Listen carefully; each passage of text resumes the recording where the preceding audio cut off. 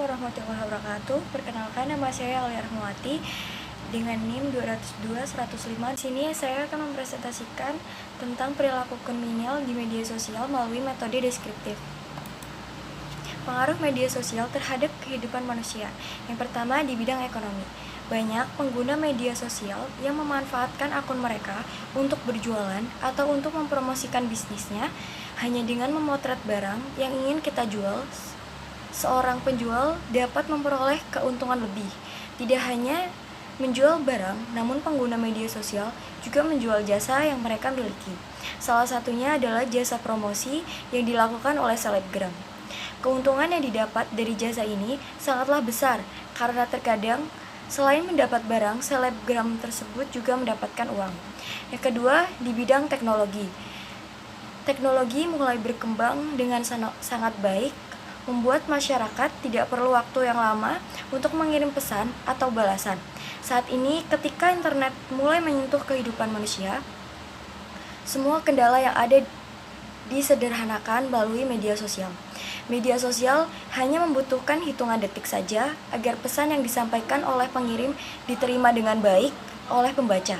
Di bidang sosial, melalui sosial media, seseorang dapat mengeksplorasi dan mengekspresikan dirinya sesuai dengan mereka mau, bakat yang dimiliki, dan dapat mereka tampilkan di media sosial tanpa perlu merasa malu atau kurang percaya diri.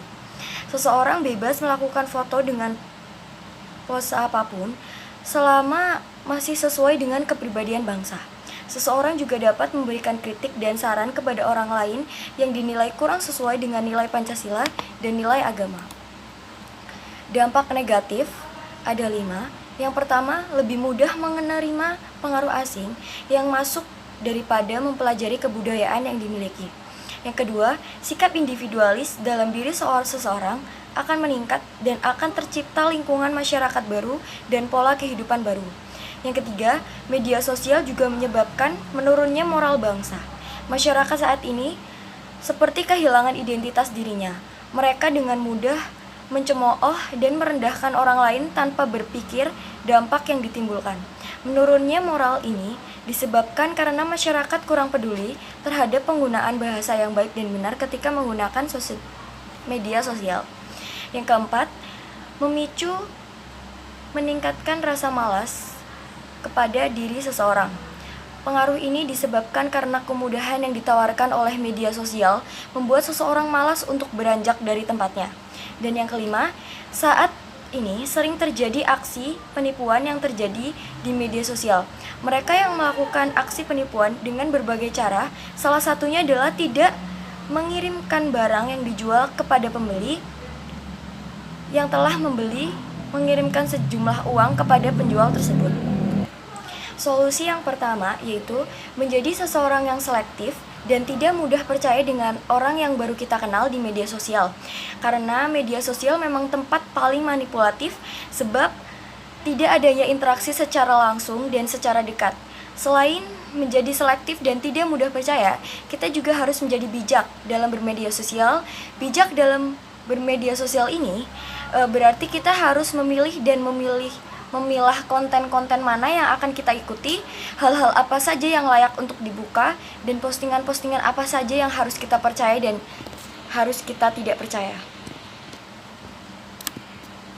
Yang kedua, bentuk kriminal dengan melakukan hujatan, bullying, body shaming, atau lontaran hal-hal buruk ini bisa dilakukan edukasi dengan cara penggunaan media sosial yang baik, benar, dan tepat kepada seluruh pengguna media sosial, bisa dalam bentuk video, poster, dan bentuk lainnya, agar masyarakat secara luas tahu bagaimana dampak yang terjadi karena kata-kata buruk yang dibaca oleh seseorang, di mana hal itu bisa memberikan dampak yang sangat dalam kepada para korban.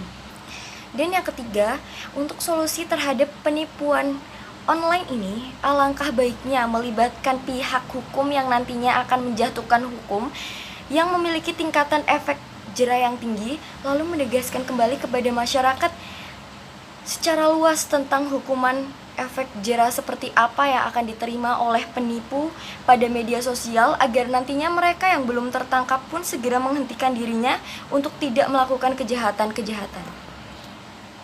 Upaya pencegahannya yaitu membatasi diri ketika menggunakan media sosial. Artinya, kita tidak boleh membagikan setiap kegiatan yang kita lakukan dengan membagikan kegiatan dan lokasi kita di media sosial.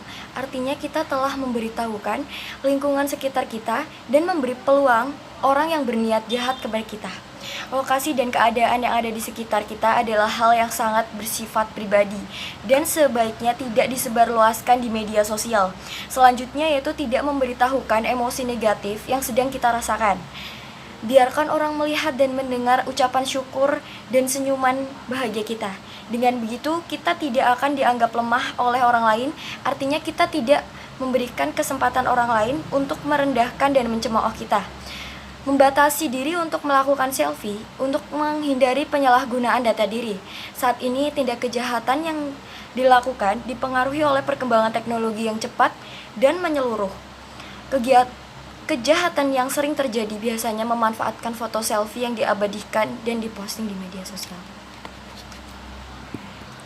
Kesimpulannya, dalam proses perkembangan teknologi informasi, pasti terdapat dampak positif dan negatif yang mempengaruhi penggunanya.